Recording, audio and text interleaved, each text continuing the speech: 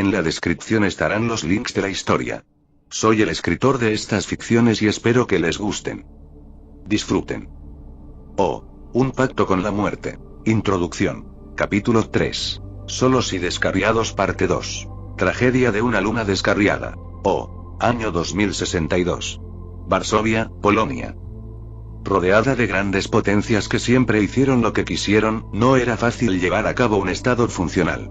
Invadida, saqueada y defenestrada en más de una ocasión, Polonia no pasaba sus mejores años, pero tampoco es que fueran los peores.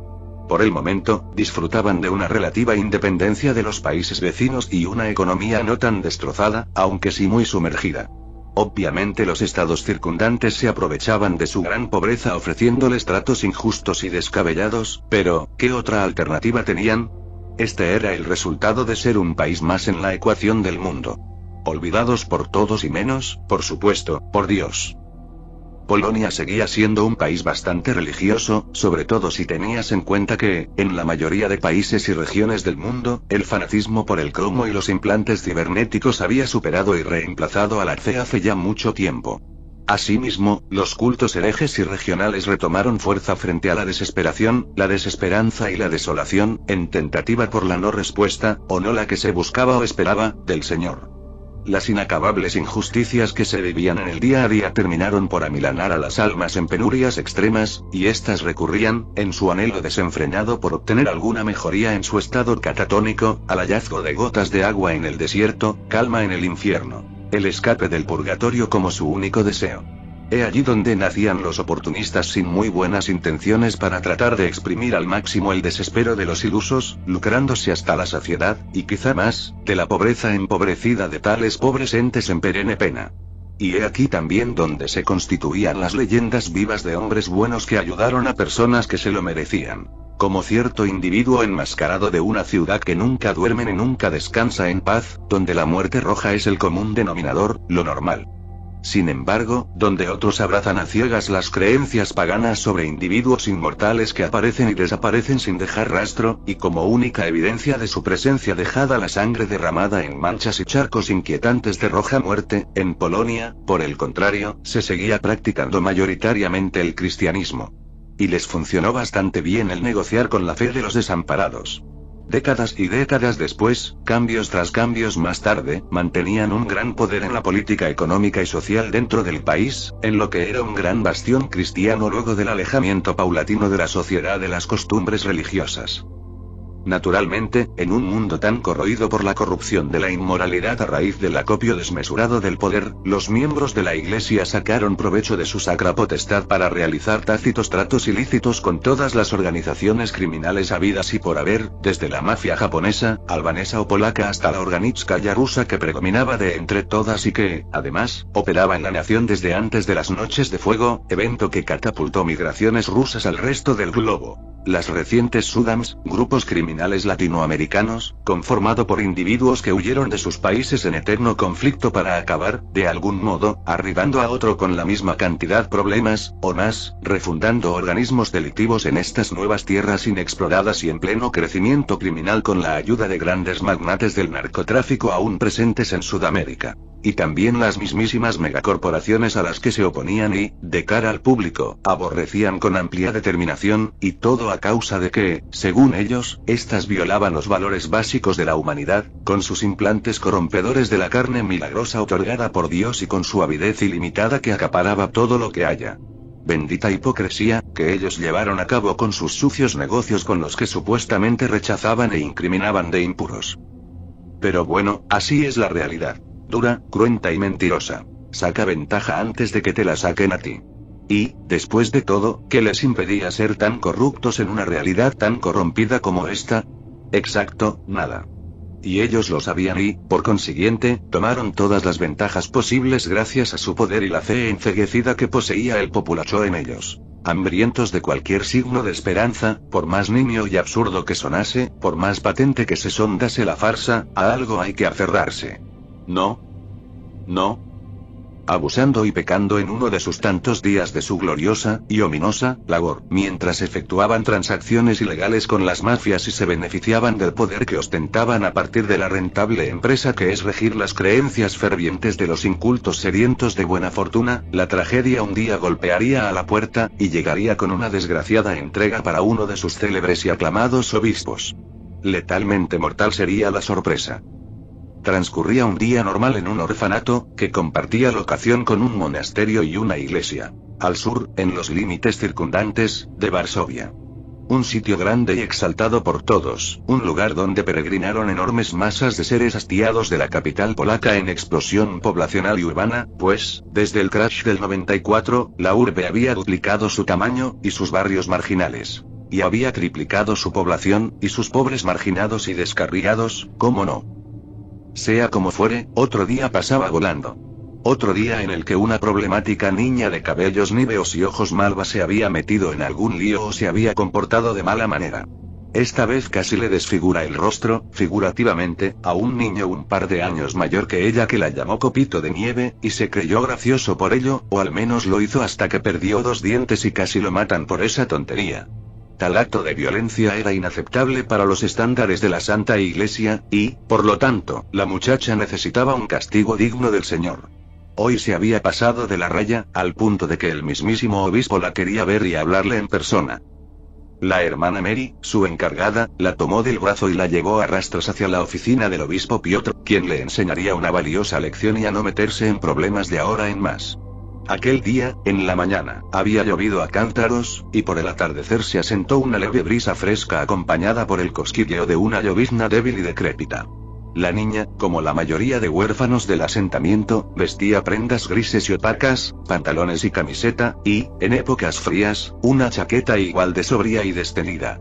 La hermana, en cambio, portaba el hábito clásico de las monjas de la parroquia, compuesto por un manto y un velo, ambos oscuros. La joven, aunque una prodigio bastante intelectual y perceptiva para lo pequeña que era, poseía graves problemas con su indomable carácter y el autocontrol. Arrancarle de cuajo 2 dientes a un compañero mayor que ella no es algo que hagan normalmente las niñas de su edad. Llegaron a las oficinas administrativas, donde en uno de los cuartos, que se encontraba en penumbras y con apenas una luz en el fondo que iluminaba todo, esperaba Piotr. Un señor mayor vestido con túnicas brunas que tenía una frondosa barba oscura repleta de canas, que la miró y sonrió simpáticamente. «Gracias, puedes retirarte», dijo, muy apacible y aparentando una bondad inhumanamente vibrante y tranquilizante. Eso solo erizó aún más los nervios de la hermana, que empujó a la joven adentro, la cual se resistía y mantenía una faz colmada de apatía e incomodidad incontenibles. La niña odiaba estas charlas cuando simplemente respondía a la burla de un idiota que osaba meterse con ella. Nunca fue muy amistosa, su temperamento siempre le jugaba malas pasadas, y hoy, por lo visto, la forzaron a unos márgenes de enojo y rabia sin precedentes. Parecía tener ciertas inseguridades no resueltas con su cabello, el cual peinaba en una melena completa que, de lejos, daba la impresión de ser un copo blanco. Mary fue despedida por el obispo, y una vez la niña se hallaba sentada en una única silla frente al escritorio de Piotr, la hermana salió con una leve reverencia, en señal de respeto por su superior, y con una pesadumbre inexorable en su corazón se quedó fuera.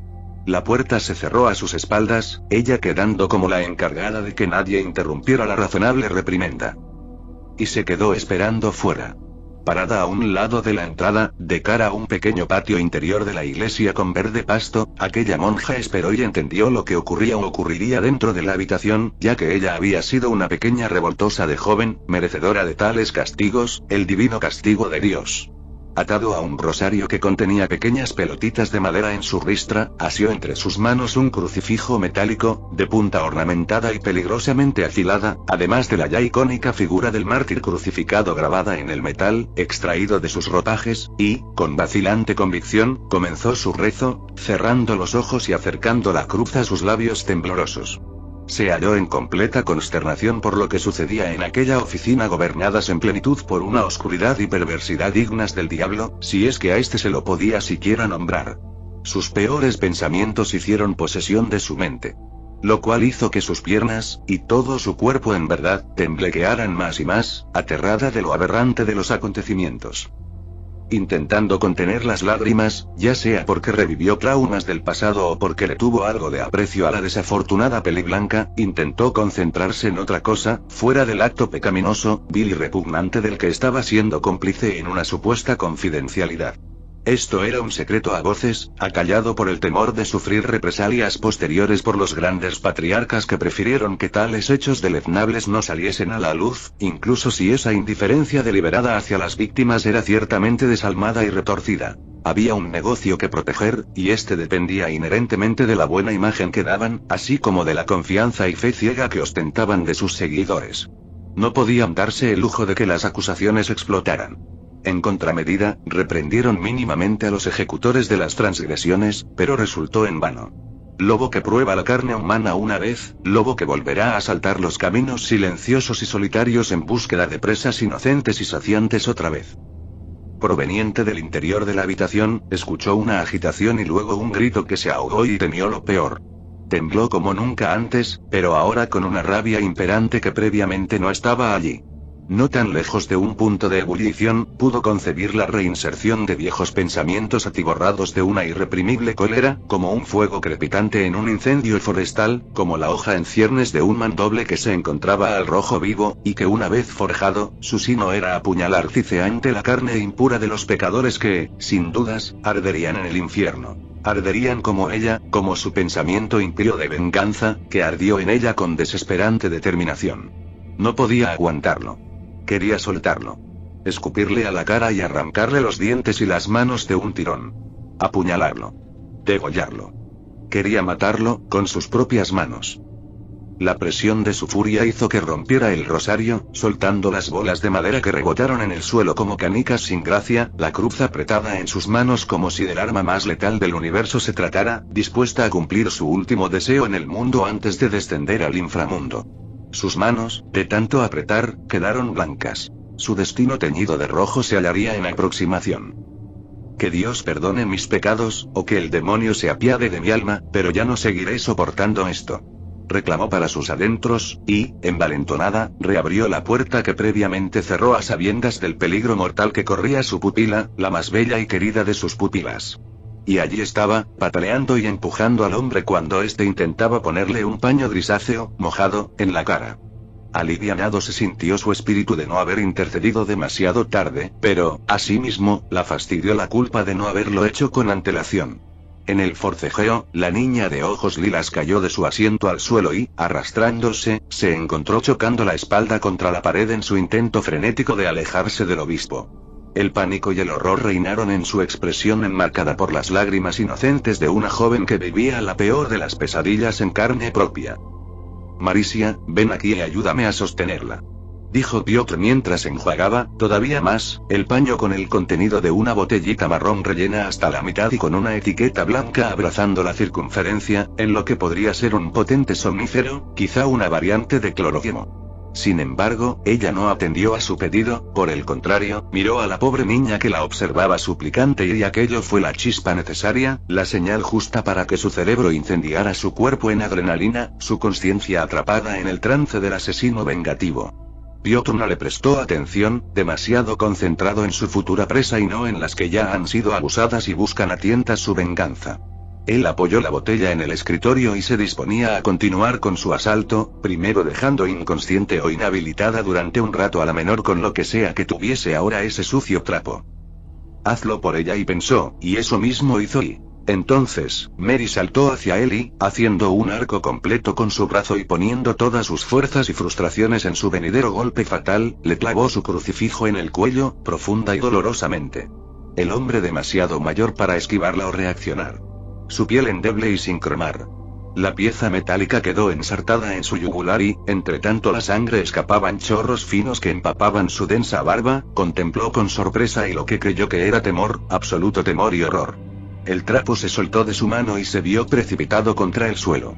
Vio que trastabilló contra su escritorio cuando intentaba sacarse la cruz que lo ahogaba, su visión oscureciéndose, su caída inevitable en los brazos de Lucifer cada vez más próxima. Miró a Mary, mostró una leve y burlona sonrisa cargada de una falsa simpatía y afabilidad, y, finalmente, se desplomó en el suelo, a un lado de su escritorio de madera de algarrobo, barnizado, en estos momentos no solo barnizado sino que también manchado de carmesí.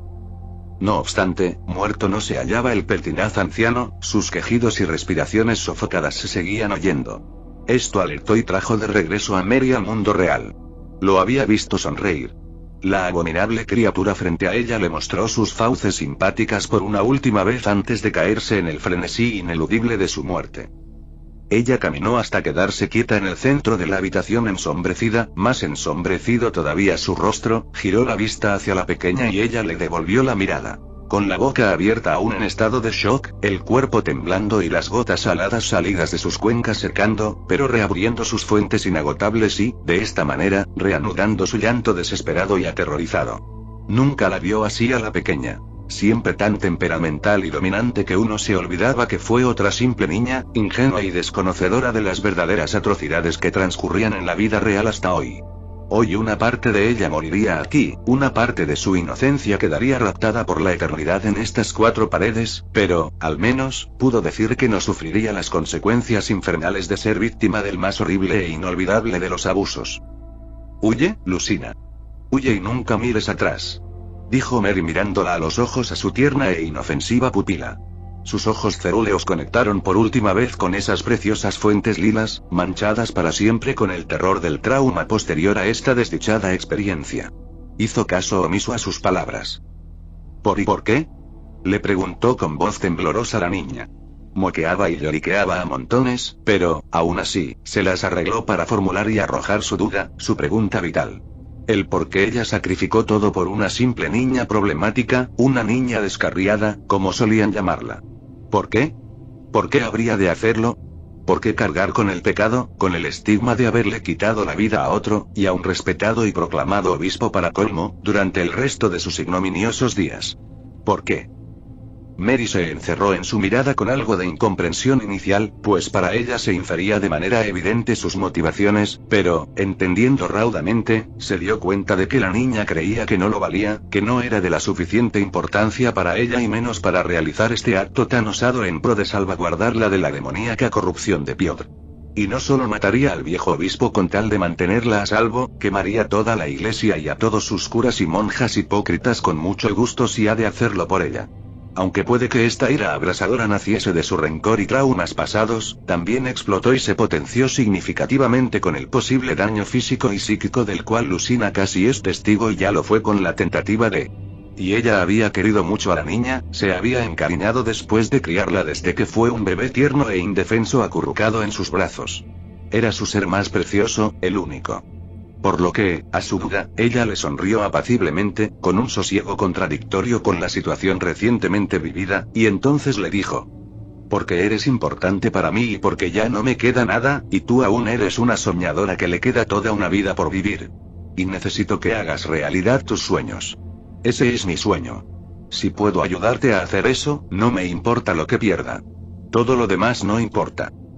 Una convicción irrompible. Una dulce determinación. Una sencilla declaración. Unas suaves y bellas palabras. Un dicho que quedaría inmortalizado en la psique de la joven por toda una eternidad, y quizá más. Mary con una sonrisa triste, Lucina con los ojos abiertos de par en par y sorprendida. La sorpresa fue tal, que su caudal de lágrimas se detuvo por unos momentos. Las palabras que fueron dichas, con un tono sorprendentemente amoroso y relajado, la congelaron en su sitio, incapaz de moverse o decir nada. Lucina nunca se habría imaginado que ella, la niña descarriada que de nada valía además de para causar problemas, fuera apreciada de tal forma, con tanto cariño y dedicación. Su tutora ya la había tratado con ternura y amabilidad, pero esto iba mucho más allá de un abrazo reconfortante, unas palabras de consuelo o la narración de cuentos maravillosos rebosados de optimismo e ilusiones en la antesala crepuscular. Lo que hizo hoy por ella la marcaría a perpetuidad en el mejor de los casos, porque quién sabe qué clase de condena le esperaba a la asesina de un reconocido miembro de la iglesia como Piotr. El mundo entero comenzó a derrumbarse a su alrededor para la pequeña. No podía estar pasándole esto y no, y la habitación en penumbras pareció cobrar vida, engulléndola en su grieta voraz y sombría. Arrancando toda luz de sus ojos. Se paró sobre fútiles esperanzas que ahora ardían en llamas infernales junto a Piotr, muy pronto junto a Mary y ella también, y todo reducido a nada, todo reducido a cenizas. ¿Ella qué iba a hacer si huía? ¿Qué esperanza de sobrevivir poseía una simple niña descarriada que desconocía en absoluto el mundo verdadero? Mundo verdadero que se presentó de un día para otro y que le quitó cualquier sueño idealizado que haya construido en conjunto con Mary, destrozó sus ilusiones como una tormenta de verano implacable y ahogó sus expectativas bajo un mar de tragedia y desgracia. Supo que ella era más lista e independiente que los demás niños de su edad, pero eso de poco serviría en salvajismo y misericordia fuera de su cúpula de cristal tan bien resguardada y cuidada que Mary le había hecho creer que fue la realidad, y que sería así por siempre, siempre y cuando que estuviera bien acompañada y la rodeasen seres queridos a los cuales amar y, en devolución de su resguardo desinteresado ofrecido, protegerlos también. Qué tonta e inocentemente ilusa ha sido. Qué tonta y qué. Corre. Mary le gritó para que despertara de su trance cuanto antes, pues no dentro de mucho llegarían las autoridades pertinentes a revisar qué ocurría con su queridísimo obispo, que dejó de emitir señales de vida. La niña la vio con una mezcla indescriptible de temores y horrores. Par de cerúleos, de un celeste apaciguador en un día despejado, expresaron su súplica amorosa en un silencio sepulcral. El otro par, los jardines inmaculados e inagotables de la banda, captaron el mensaje, en completa negación de su cumplimiento. Negaba su propuesta, negaba el salir corriendo y abandonarla a su suerte, negaba el dejar atrás a la única persona que quería, que le importaba. Se negó a continuar su camino en soledad, perdida en la miseria y sin a nadie a quien recurrir cuando decaiga en la debilidad. Sería solo ella contra el mundo, extraviada en la peligrosidad de un territorio ajeno. El infierno mismo y... Por favor, y le rogó Mary en un susurro casi inaudible, casi fantasmal. Conectaron sus miradas por una última vez. Madre e hija. No compartían lazos sanguíneos, pero eso eran. Madre e hija. Lucina se tragó el nudo agonizante de la garganta, o lo intentó, y tomó su decisión. La más difícil de su vida, hasta el momento, y... Momentos después, Lucina salió corriendo despavorida, sin saber hacia dónde, sin saber cuánto. Simplemente corrió. Ella corrió y corrió, sola y descarriada.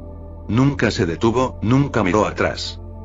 Ojalá encuentres algún día el amor que se merece un alma tan pura y divina como la tuya, querida, pensó Mary, con una tenue sonrisa dibujada en sus labios, cuando la pequeña atravesó la puerta. Abandonó aquella mala vida para internarse en otra que, probablemente, fuera igual de mala o incluso peor, solo Dios lo sabía. Esperaba que fuesen cosas buenas las que ella hallara en el mundo nuevo por descubrir, en las desventuradas y ajetreadas calles de Varsovia. Quién sabe, quizás encontrara un alma gemela por allí, un príncipe ideal para tan valiosa y valiente niña, para tan singular dama y... Volteó hacia el moribundo infeliz que se estaba yendo lentamente del plano físico de la existencia. Caminó para quedar delante del desvanecido, contemplando con ojos furiosos el acto cometido. Una acción con la que soñó cada noche, cada día de martirio impartido por este sujeto, por su apetito voraz y execrable. Se sentó sobre su abdomen, como alguna vez lo hizo sobre su regazo. Pero esta vez fue con motivos diferentes, esta vez ella impartiría su justicia divina, esta vez ella le daría su reprimenda razonable, su divino castigo de Dios. Agonizante y con los ojos a punto de abandonar toda luz, él la vio, y ella tomó la cruz incrustada en su cuello y la arrancó de un fortísimo jalón. Él libró sus finales suspiros de dolor. Ella limpió el metal con su túnica negra, la punta ornamentada y el crucifijo otra vez limpios, pero con razonables restos de la precedente inserción forzada en el cuello del caído. Sostuvo el crucifijo con ambas manos, por el lado más corto, apuntando directamente hacia abajo, hacia el hombre. Sus ojos de un cerúleo celestial, que generalmente manifestaban animosidad y tranquilidad a los niños del hospicio, absolutamente irreconocibles en este punto. Luciendo apagados pero al mismo tiempo encendidos por el fuego fatuo de su odio. Llama inextinguible que no sofocaría ni el aliento inertemente gélido del vacío universal. La monja levantó su puñal improvisado y lo hundió en la piel de su perpetrador. Los pies de Cristo fueron manchados nuevamente de vermellón. Lo clavó varias veces. Se hundió en la carne y quebró los huesos del cráneo. Penetró en los pulmones, entre las costillas de aquel hombre, y enjuagó sus piernas enteramente en el plasma. Excavó en las entrañas de ya difunto con afán revanchista. El ícono fue sumergido en el pecado. La carne se desprendía en una escena ya completamente visceral, la de un animal enardecido que golpeaba y enterraba su arma sin cesar.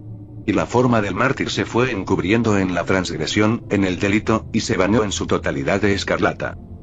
14 en la cabeza, 7 en el pecho. Marisia apuñaló a su violador. Inidentificable la cara de aquel hombre después del ensañado ataque, qué ataque, masacre, la más vil y justificada de todas ellas. Fue por el bien, se dijo Mary, el bien de los débiles, el bien de los acallados y profanados.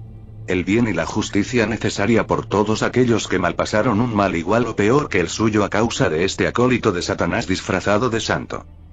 El hedor a muerte y sangre inundó sus sentidos, penetró intensamente por su nariz, mareándola. Ella se reincorporó poniéndose de pie, casi resbalando con el mar indómito de sangre que empañaban actualmente los suelos de placas de madera. Sin prestar la suficiente atención, y con la oscuridad plena que acompañaba la habitación, uno confundiría con el matadero esta sencilla oficina de un obispo precedido por la condenación. Algo que, llegado el momento, tendría que suceder, ya sea en la tierra o en el infierno, o en el cielo como un santo devoto y castizo, cosa que para él sería mucho más insufrible que el círculo último del inframundo. Él debió de sufrir como el que más por el destino preestablecido gracias a su marca maldita obtenida a través del crimen y el pecado. A cada infeliz lo saluda la muerte tarde o temprano, y a cada cruel déspota lo alcanza esta algún día, tarde o temprano. Y para la muerte el tiempo es solo un mal chiste. Después de todo, una expiración de la muerte equivale a la instauración, la perdurabilidad y la devastación de 9 imperios a lo largo de los ciclos sin fin de la historia humana. La hermana se acercó al escritorio y contempló la botella de vidrio verdoso, la que cargaba el anciano y con la que intentó apaciguar a su nueva víctima. La súbita duda de por qué estaba a la mitad de su capacidad le dejó en vista una verdad incómoda. Aunque, ya había salvado lo más importante, a la más importante. Se sacó el velo negro manchado, al igual que su manto, de rojo pecaminoso. Su cabello moreno largo sujetado en una coleta se hizo visible en la penumbra, desató la coleta y a sus espaldas cayó en largos rizos enredados y humedecidos por la transpiración que le ocasionó su euforia asesina, vengativa. No se arrepintió y no había vuelta atrás, y, por eso, ya estaba lista para proceder al más allá, junto a su tutor, para seguir torturándolo y ensartándolo en donde fuesen a parar sus dos almas profanas. Cogió el frasco y lo revisó, echó un vistazo hacia la escabechina sanguinolenta que alguna vez fue Piotr y dijo: «Espero que no escatimaras en gastos, pedazo de mierda enfermiza». El envase dejado anteriormente en la mesa tenía varias advertencias acerca de su no consumición recomendada para humanos, en letra minúsculamente diminuta decía que era tóxico su consumo, que había que mantenerlo lejos de las manos de los niños o si es que querías dormirlos y descansar después de un arduo día de trabajo con jornada doble, o triple, tan solo colocar 3 gotas diluidas en agua. Lo destapó y lo olió, y la simple acción la mareó un tanto. Era potente. Aunque se preguntó si lo bastante eficaz como para efectuar un fugaz de indoloro suicidio.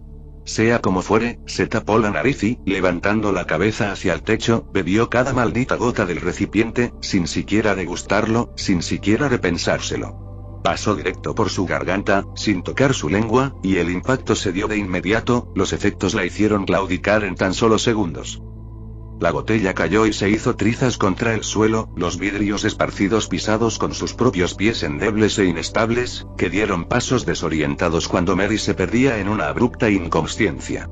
Pateó un trozo destacable de la botella destruida hacia adelante. Se derrumbó, cayendo de rodillas, ni sintiendo los cristales que ahora se incrustaban en sus piernas. Un adormilamiento generalizado sobrecargando sus sentidos y llevándola, tal como una gran marea que atrapa y engulle a los despistados en costas marítimas, al sueño eterno. A las profundidades del abismo se halló de camino, a las fosas más oscuras. Con ojos desorbitados y desenfocados, tanteó con las manos el suelo, cada vez más fuera de sí, y, cuando disponía todos sus esfuerzos en sostenerse, se dio de bruces contra la madera manchada y cubierta de cristales. Uno de ellos, el que pateó con anterioridad, clavándose hondamente en su mentón. La motricidad en brazos y piernas se esfumó, como el agua en el desierto de Lut. Se evaporó, sin dejar la más ínfima lágrima, solo quedando resquicios de una empequeñecida humedad en forma de recuerdos inconclusos que, volatilizándose, se desprendían de su ser, de su mente, y, de esta manera, emprendiendo un duradero viaje al vacío para, eventualmente, acabar en la nada y de donde procedieron todos los seres alguna vez. La nada misma. su visión se emborronó. Encadenar una serie de pensamientos lógicos se volvió demasiado engorroso. Y en los minutos finales, los segundos previos a morir, la recordó en brutas imágenes que asaltaron su cada vez más olvidadiza y disociada mente. En sus ópticas saltaron todos los bellos momentos que vivió con su amada pupila e hija sustituta. Cuando ella le sonreía y reía magníficamente, con esa faz demasiado angelical, tan contrastante con la actitud y temperamento que exhibía a todos menos, claro está, a Mary, a quien admiraba y apreciaba con pasión. Vino a su mente cuando juntas se maquillaron con pinturillas que la niña robó de a saber dónde. Mary se puso tintes amarillentos, azulados y verdosos en la cara, finalmente pareciéndose a un payaso, para jolgorio y carcajadas incontenibles de la pequeña. Y ésta se había delineado los ojos con un rojo coral, en 2 lágrimas gemelas que descendían por sus mejillas. Mary limpió el excedente con su dedo, para desagrado de la muchachilla que le dijo que no le pasara su dedo mojado con saliva por la cara ya que le daba mucho asco y vergüenza, pero para que la pintura no le recorriera todo el moflete y solamente sombreara sus ojos tuvo que hacerlo, y quedó, sorprendentemente, muy bien con sus rasgos y enmarcó aún más su ya de por sí destacada belleza, cosa que le hizo saber y le elogió de sobremanera, ruborizando a la pequeña. Más tarde se enteró de que aquellas pinturas pertenecían a una clase de arte de unos alumnos varios años mayores que su descarada hija adoptiva. Recibió una riña acalorada de sus superiores por la travesura pueril de su mimada pupila, pero poco le importó aquello que le tuvieran que decir, o aquello que le aconsejaran o desaconsejaran hacer con la rebelde y descarriada niña, como ellos la mencionaban, cosa que provocaba siempre un pico de tensión y rabia hacia sus adentros. Nada conocía sobre la niña la insulsa, engreída y anticuada abadesa, con quien ya habría tenido sus más y sus mayoritarios menos, especialmente cuando Mary le confesó el abuso perpetrado por Piotr y ésta solamente le aconsejó el ocultismo y el dejarlo pasar, como si se tratara de una situación trivial y totalmente intrascendental. Recordó los días veraniegos a la sombra fresca y tranquila de los árboles, cuando le narraba grandilocuentes cuentos fantásticos de príncipes enigmáticos y románticos, de idealizados hombres, que pocas veces se frecuentaba el ver, de historias todavía más idealizadas de hazañas irrealizables y poco creíbles. O historias de mujeres fuertes y luchadoras que hallaban en el amor la contención necesaria luego de la batalla extenuante de una vida atiborrada de conflictos y problemas de los que siempre salían victoriosas y más poderosas que nunca. Y Mary ya sabía del escepticismo muy particular de la joven con respecto a estos relatos fabulosos, y, aún así, la pequeña visualizó maravillada mientras le narraba y hablaba de todo ello. De todos esos príncipes honestos, bondadosos y grandiosos. De todas esas damas hermosas, imbatibles e independientes y excepcionales. La golpearon con melancolía las memorias de las veces que la pequeña le lloró, que le soltó sus temores e inseguridades apoyándose en ella como su única persona digna de confianza, y todo porque los demás se metían con su extraña apariencia, la piel pálida y los cabellos blancuzcos comparables a la superficie lunar, y fue allí donde le dijo que ella era una preciosa y joven luna, que allí donde fuera deslumbraba a todos con su divino fulgor interior y exterior, que ello significaba su nombre de hecho. Una luz que ilumina el sendero de los desesperanzados y descarriados, le dijo. Lucina es una luz, ya sea de una estrella o de una luna, que en un mundo de oscuridades es un rayo gratificante de esperanza, complementó, y la niña se quedó mirándola en total conmoción, y luego se le arrojó en un abrazo furioso lleno de amor, comprensión y compasión.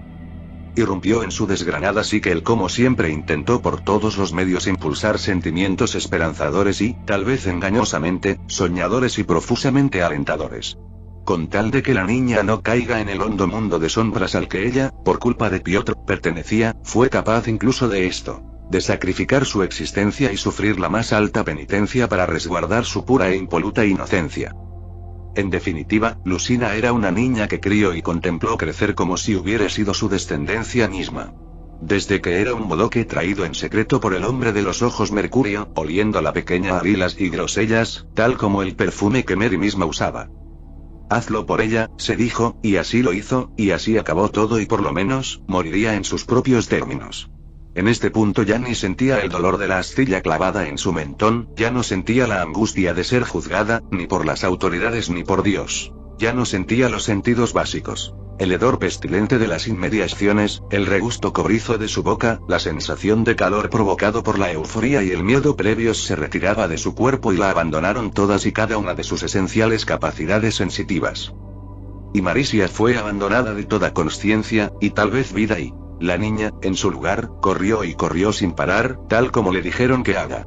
Lágrimas descendieron por sus pómulos, volaron en su camino, desprendiéndose como volutas estelares de un cuerpo celestial.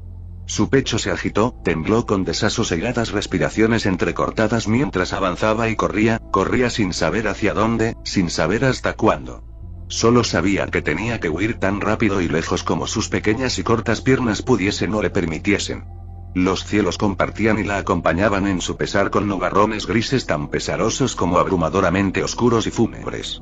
Pues hoy moría la tranquila vida en el monasterio, hoy moría la inocente creencia en la bondad, hoy moría la fe en Dios. Hoy moriría, o sería encarcelada de por vida, lo que podría considerarse una muerte espiritual en toda regla, su amada tutora y, su amada figura de madre. Hoy moriría su niñez. Los niños la observaron curiosos de que le produjo tanto terror, quizá pensando que escapaba de un simple castigo del obispo por cobardía, tal vez tentados de reírse de ella cuando la temperamental y agresiva tormenta invernal que siempre fue amainaba y se reducía a nada más que una llovizna delicada y huidiza. Como la que caía de los cielos. Los adultos, asombrados de verla en dicho estado, quisieron frenarla. Quizá para cuestionarle el qué le ocurría, quizá para encarcelarla de vuelta en una penumbra tenebrosa con otro perverso divulgador de la palabra de Dios.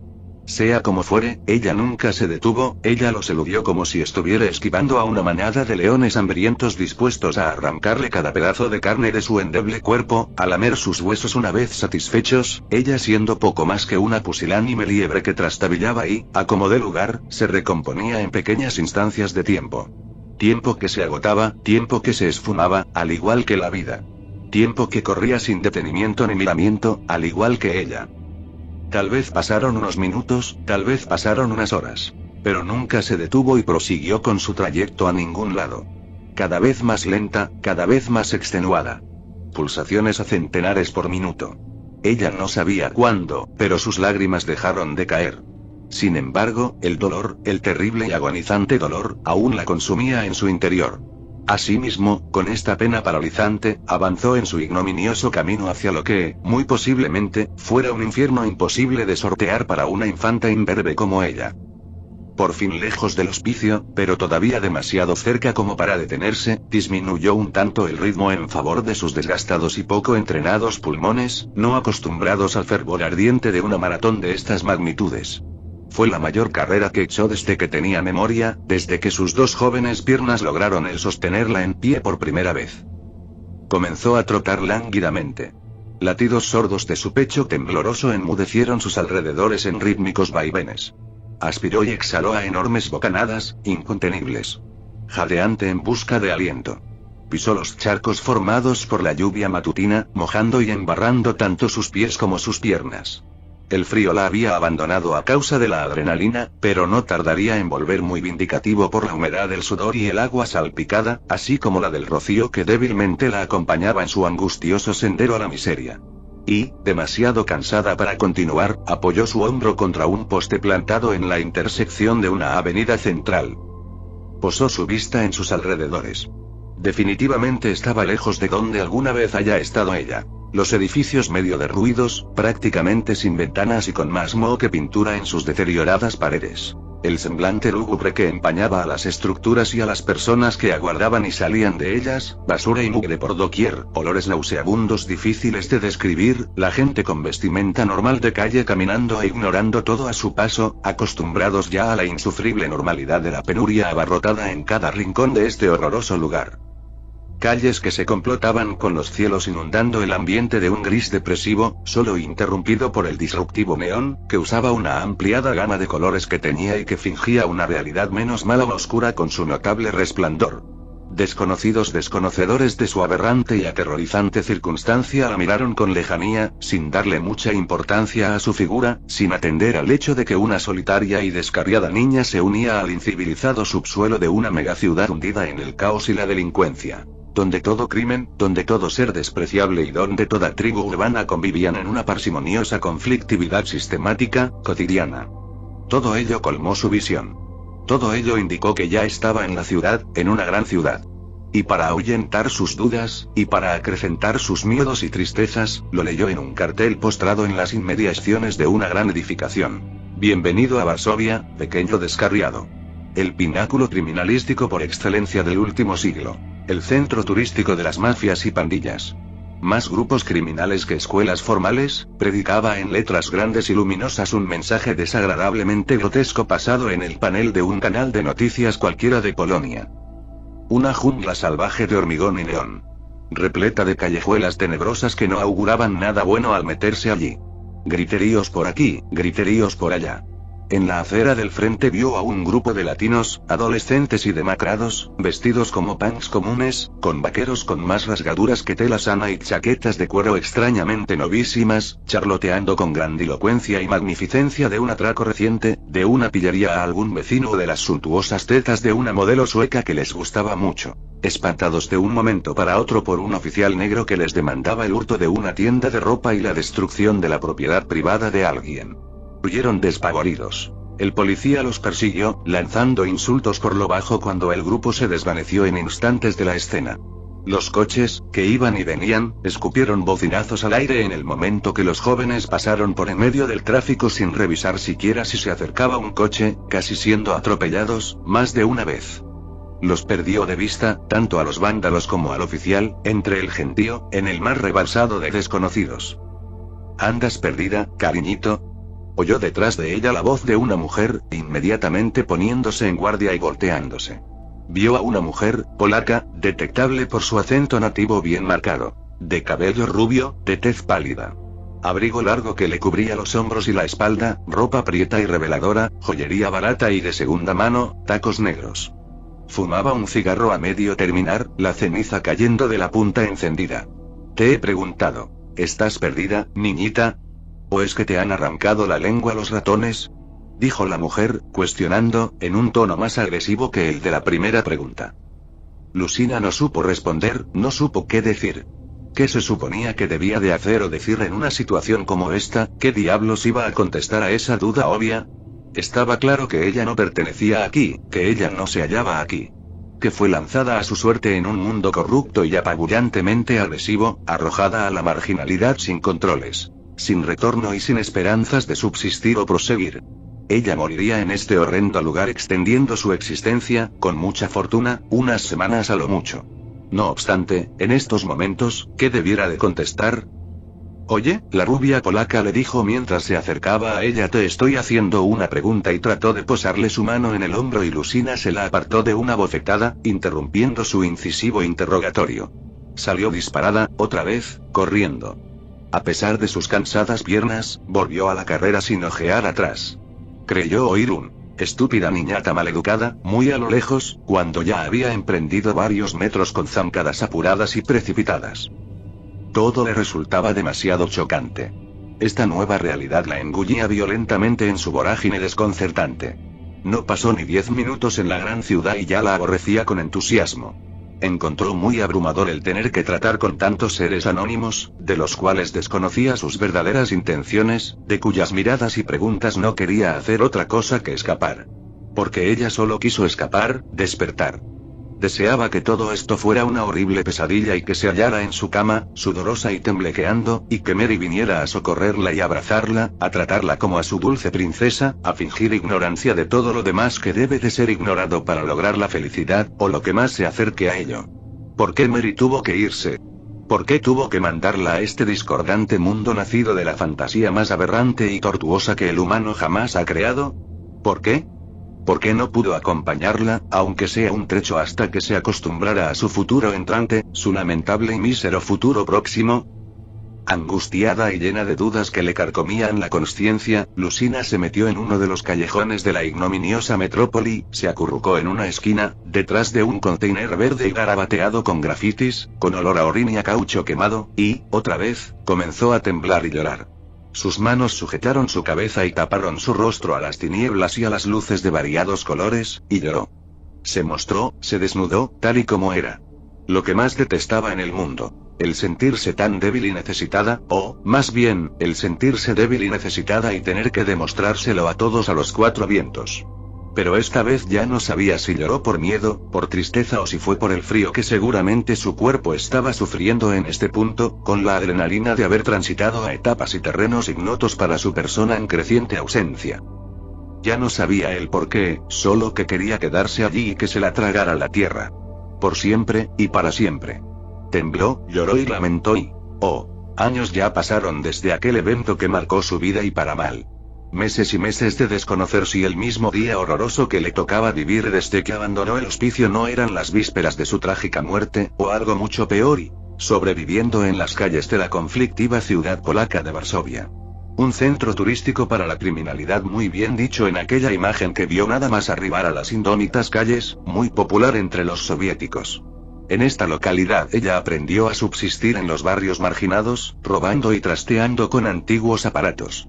En este proceso evolucionó y se mejoró a sí misma formidablemente y, tras encontrar una vieja y averiada DEC fabricada décadas antes de su nacimiento, fue en este eterno litigio entre la vida y la muerte que ella se encontraba cuando se dio cuenta de su habilidad prodigiosa como corredora, tan espectacular y llamativa que atrajo la atención de un agente necesitado de su ayuda que, a su vez, a ella le facilitó en gran medida su supervivencia.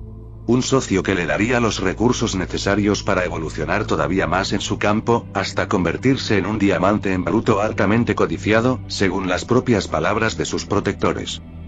Y ahora estaba aquí, en el estanque Zietruia, en los límites circundantes de la megaciudad, teniendo un pequeño descanso de su irrefrenable carrera por avanzar y salir de esta pocilga llamada Varsovia. De la pequeña masa de agua en semicongelación a la que daba la cara salieron unas cuantas burbujas. Sus ojos lavanda tremendamente abiertos no pestañearon ni se cerraron un ápice.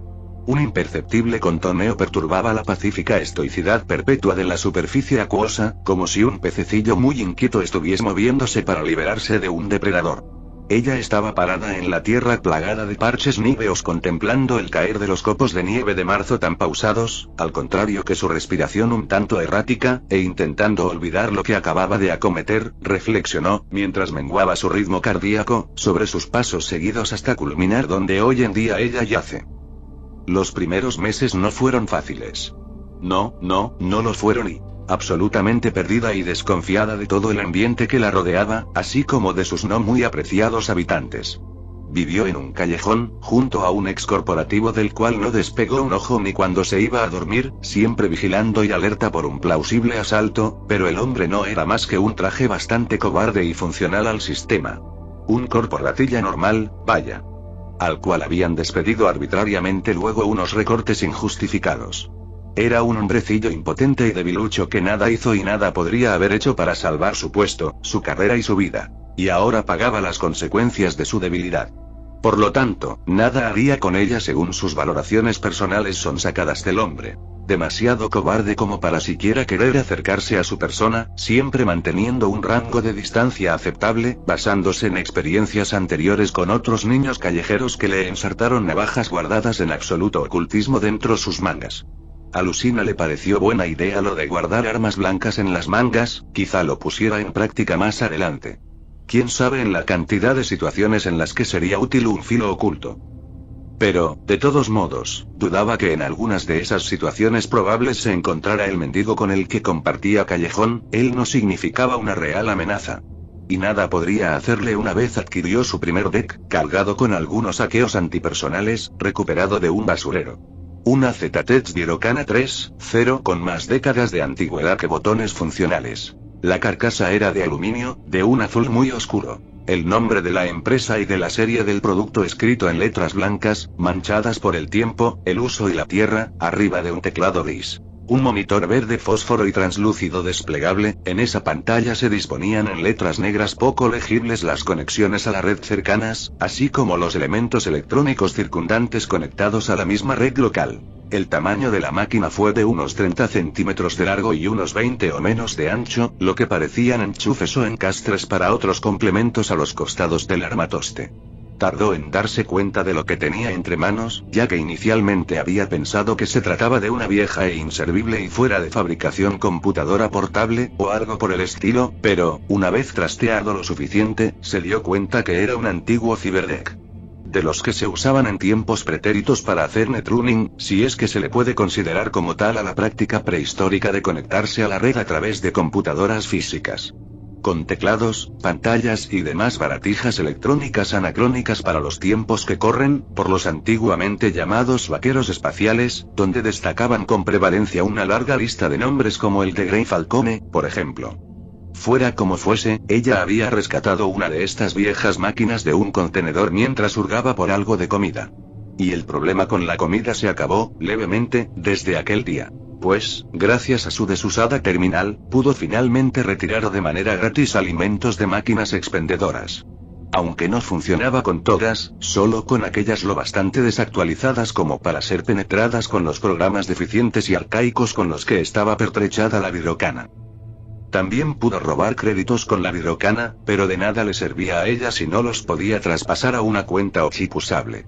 Además de que, por imposición de su viejo hogar religioso, las niñas pequeñas como ella no podían obtener ciberware básico, que constaría de un enlace personal y un puerto neuronal, hasta alcanzar la mayoría de edad, que son a los 16 años en Polonia, todo para, según la Iglesia polaca, no corromper la pureza de los jóvenes en aras de un desarrollo fisiológico normal y sano. Un discurso que uno podría considerar hasta admisible y respetable, pero, viniendo de quienes viene, Lucina era conocedora de la horrenda farisea de las organizaciones eclesiásticas de su país, que sistemáticamente ocultaron las impurezas que acometían sus proclamados y vanagloriados predicadores en la penumbra corrompedora de sus privadas oficinas. Ellos tuvieron la culpa de su desalentadora situación y, para empeorar, pasó a ser una niña virtualmente indocumentada e indivisible para el sistema, sin las conexiones cibernéticas básicas para ostentar una vida con normalidad o para aprovechar al completo las ventajas que le otorgó su nuevo compañero de aventuras, un anticuado y polvoriento ciberdeck. Transcurrieron unos meses así, sobreviviendo en base a lo que conseguía hackeando con el viejo deck. Compartiendo callejuela y charlando en plena oscuridad con su compañero desgraciado, del cual aún pasado unos meses mantuvo su distancia de seguridad, tal vez sin ser tan tajante y desconfiada como lo fue al comienzo. Se echaba diminutas siestas en aquel mugriento esconderijo con hedor a muerto y atiborrado de moscas y cucarachas, las cuales a veces la despertaban en plena madrugada caminándole entre las piernas y espalda. Pegó gritos inhumanamente altos cuando esto sucedía. Su compañero, ya acostumbrado al hecho, le dijo que podrían obtener insecticidas a la mañana siguiente si es que no podía dormir tranquila. Y, al día siguiente, ella robó una bolsa entera de repelentes mientras él usaba su labia excelsamente entrenada de corporativo para distraer al dueño del negocio, y por supuesto que él, siendo tan cobarde, lo hizo bajo la amenaza de que ella le quemaría el restante de los implantes que no le haya arrancado su corporación al despedirlo. Durante las próximas semanas la callejuela olió a un emplazamiento de desechos químicos de biotécnica, pero al menos ya no le caminaron cucarachas del tamaño de su puño por encima. Él le admitió por aquellos días que nunca había dormido tan bien como en esos tiempos, pues, desde que habitaba el lugar, se había acostumbrado a amanecer con gusanos y otros tantos insectos tratando de colarse por sus cavidades, ya sea en las orejas, la nariz o en la boca. Lucina se quedó verde al oír esto, y no es que fuese muy pudorosa, vivía en un basurero literalmente. Sin embargo, fue muy chocante ver con la naturalidad con la que contaba sus penosas, y asquerosas, experiencias antes de que ella apareciera. El corpo, que se llamaba Outcast, le dijo que ese callejón estaba desolado y sin compañía extra gracias a que ahí arrojaban sus muertos la mafia albanesa, y la peste nauseabunda, así como la abundancia de insectos indeseables, fueron una prueba irrefutable de ello. Aunque, por el lado positivo, o no tan negativo, los olores y la infestación de cucarachas ahuyentaban a todos los sin techo como ellos, otorgándoles cierta privacidad y dejándoles este solitario espacio para Outcast y Lucina, quienes a pesar de sus diferencias y desconfianza iniciales, sobre todo de la niña, comenzaban a congeniar. No obstante, la tragedia llamó nuevamente a las puertas de la vida de Lucina cuando uno de esos muertos que los albaneses abandonaban a su suerte fue el propio Outcast. Un hombre blanco y moreno, de 30 y pico años y con una amplia frente, con la garganta cortada y decenas de huesos triturados. Un brazo faltante, lo que parecían ser los restos de este desperdigados aleatoriamente en trozos de carne por todo el callejón oscuro, bañado solo por la sosegada y eternamente presente luz de la luna, además de un único foco de neón cargado con la luz anaranjada de una tarde devastada por la adversidad. El hombre con el que empezaba a simpatizar tirado en mitad de la callejuela sobre un charco escarlata de su propia sangre. La mandíbula desencajada. La perpetuidad de su faz aterrada. Petrificado en la escena del crimen, de su horror traspasado a través de una cruenta y dolorosa tortura. Y el mundo de Lucina se tiñó de rojo otra vez, y en sus retinas añadida una nueva y atroz imagen digna de sus peores pesadillas. Imagen que quedó vívida y grabada con demasiada nitidez en sus recuerdos, otro trauma más al cual recurrir en las noches de insomnio, y salió de allí sin pensárselo 2 veces. Otra vez, sin saber hacia dónde ir. No supo nunca qué es lo que llevó a alguien a torturar y matar a un pobre e inocente tipo como lo era Aucast, y de una manera tan cruel. Más tarde, en la actualidad, se enteró de que fueron los albaneses. Por los métodos tan brutales, y por la frivolidad con la que dejaron el cadáver suelto en mitad de las calles para que se pudriera, su tutor dio por sentado que fueron ellos. Los Marchiori, una de las familias mafiosas más poderosas de Europa Oriental, y con bastante presencia en Polonia. Sus súbditos reconocidos por su brutalidad injustificada y descontrolada y por sus tortuosas prácticas con sus víctimas u objetivos. Estuvo los meses posteriores al incidente correteando por los bares y las tiendas de ropa, durmiendo todo el tiempo de pudiera en los probadores de estas últimas antes de ser echada o descubierta. Quizá haya sido el período más duro de su trágica vida, siempre con el miedo patente de que un grupo de incivilizados y maniáticos asesinos en serie terminaran lo que iniciaron en aquel callejón de la calle Czerniakowska, en el distrito de Siekierki. Aunque todo cambiaría, y para bien, unos meses después.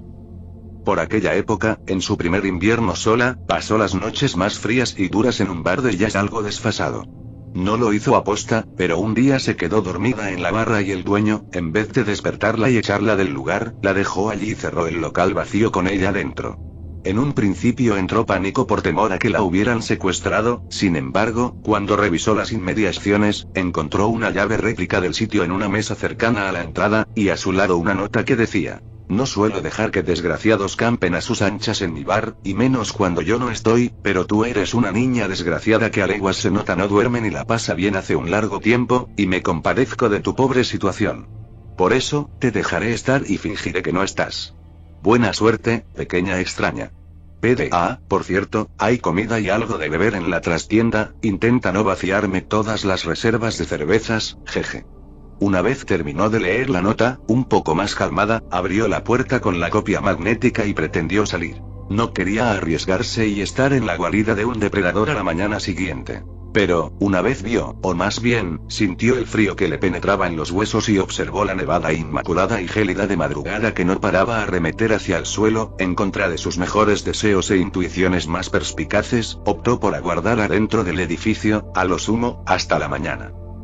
Fue a la trastienda, como le había dicho el propietario del lugar, en busca de alimentos, a una sala del tamaño de una cocina mediana donde había lo básico que éstas debieran tener, una puerta que daba a un almacén contiguo donde seguramente guardaba el alcohol y el resto de los productos ofrecidos a la clientela, pero a ella no le interesaba eso, a ella le concernía el dónde estaba la comida.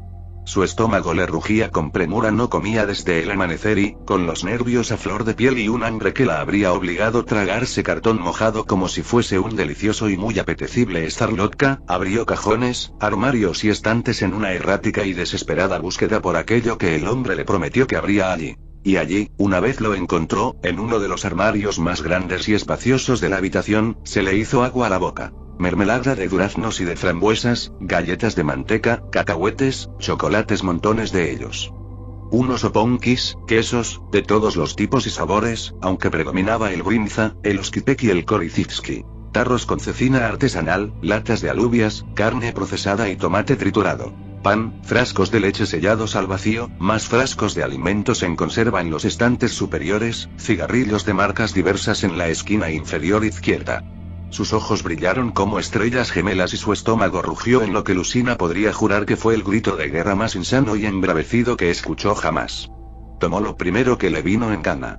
Chocolates, galletas y un paquete cerrado de oponkis industriales, fue a la nevera más cercana y la abrió, casi esperando que hubiera otro tanto de comidas deliciosas por tomar. Pero la decepción la inundó cuando no halló más que cerveza, vodka, ron, vinos de marcas baratas y botellas de agua. Agarró solo una botella de agua, detestaba el alcohol, y colocó su cena en la mesa solitaria que ocupaba la habitación. Engulléndole la despensa a aquel pobre y buen hombre hasta las tantas se pasó la noche. Se despertó a la mañana siguiente, luego de tirarse en uno de los asientos a dormir una siesta, por las luces disruptivas y molestas de la mañana y las del local. El hombre había vuelto para reabrir su negocio. Con el vientre algo revuelto por el atracón, y bostezando mientras se desperezaba y se quitaba el velo matutino de un placentero sueño, visualizó al individuo que samaritanamente le prestó un techo y víveres para traspasar la difícil noche polaca de invierno. Limpiaba lo que no haya quedado reluciente la noche anterior, acomodaba las sillas y las mesas de madera, con brazos fornidos y fibrosos, con ostentosa facilidad. Él se metió a la trastienda, volvió, la miró y se rió. ¿Realmente estabas hambrienta, no? Pequeña extraña. Dijo el hombre con humor, poniendo una bolsa rellena con sus desechos arriba de la barra. Lucina se sonrojó tenuemente. El hombre era moreno, blanco, un poco calvo, con mechones prominentes a ambos lados de su cráneo. Mandíbula bien definida, la barba formaba un candado alrededor de su boca, nariz estrecha, camisa blanca a rayas negras con mangas cortas, en sus brazos apilados vellos negros y masculinos. Vaqueros, un delantal azul marino. Ella, que por vivir en la calle no había perdido sus modales, recolectó toda la basura que dejó después de su asalto y la guardó en una bolsa de plástico transparente, un nudo exquisito, señorial, con un lazo rojo decoraba el cierre de la bolsa que ella puso sobre la mesa de la trastienda. El tema es que la bolsa terminó siendo un tanto prominente, cosa que la avergonzaba de sobremanera.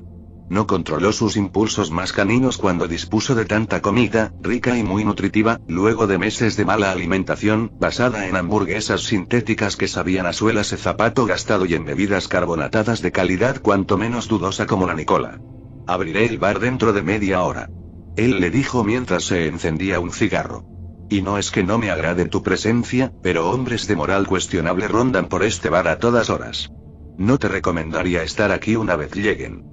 Comenzó a fumar y colocó toda la basura acumulada en un basurero plástico movible, verde y con el símbolo de reciclaje en blanco delante, parecía robado de las calles. Había estado oculto detrás de la barra, junto con una escopeta de B4 y la de Rostovi, doble cañón y con la culata y el guardamano de madera oscura lustrada.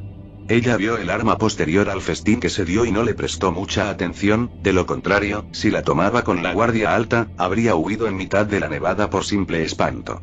Pero este hombre, aparentemente, no era de temer. Para defender su propiedad, y encima un bar, hoy en día, no poseer un arma debajo de la barra sería una tremendísima ingenuidad. Además, por lo que él le dijo, por el sitio pasaban personas realmente peligrosas con una ética peor que peligrosa. Él tomó una bolsa negra de consorcio del bote de basura, repleta de lo que ella había dejado y con otro tanto de basura acumulada de la noche anterior, y salió del lugar a tirar la basura a algún contenedor de fuera. Lucina aprovechó para echar un vistazo en profundidad al local, ya que, en la noche, con las persianas cerradas y las luces apagadas, no pudo divisar con claridad su entorno. El local no escapaba de la cotidianeidad de un clásico bar de jazz. Una barra de unos 7 u 8 metros que estaba mirando hacia la puerta principal, taburetes con asientos rojos, un total de 13, dispuestos alrededor de la misma, y detrás de esta repisas con decenas de botellas de diferentes tipos de bebidas, en su mayoría alcohólicas. Mesas redondas con viejas y enclenques sillas, todo aparentaba estar constituido con antiguos robles orgánicos. El piso era una lisa capa de parqué parduzco, colocado en tablas de largos irregulares, manchas y marcas que databan de un posicionamiento distinto de las mesas anteriormente, o de mesas que estuvieron allí pero que ahora ya no. En los costados, en las paredes, había mesas particulares, rectangulares y con dos o un único asiento a disposición, seguro que reservado para los solitarios y descarriados que se querían abandonar en la bebida en absoluto aislamiento de la realidad, solo ellos y su fiel jarra de lo que fueran a tomar. Paredes de tablones finos y largos que separaban rectos, focos de tonalidad y ambientación dinámicos que iluminaban toda la instalación, ventilaciones de metal arriba de la barra que mantenían el salón con una temperatura reconfortante, cálidamente agradable. Al lado izquierdo de la entrada, sobre lo que parecía ser una pequeña tarima, un aparato eléctrico que supuso que fue un desactualizado equipo de música, por aquel que creía haber oído previo a dormirse unas sosegadas y rítmicas sopladas de un elegante y siempre sensual saxofón.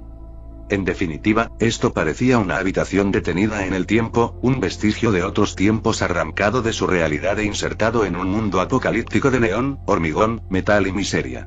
No se parecía en nada a los diseños más rimbombantes y llamativos, a los minimalistas y detractores de las banalidades inservibles o a los vanguardistas tecnológicos, prolijos y límpidos, que se encontraban en el resto de localizaciones de la ciudad.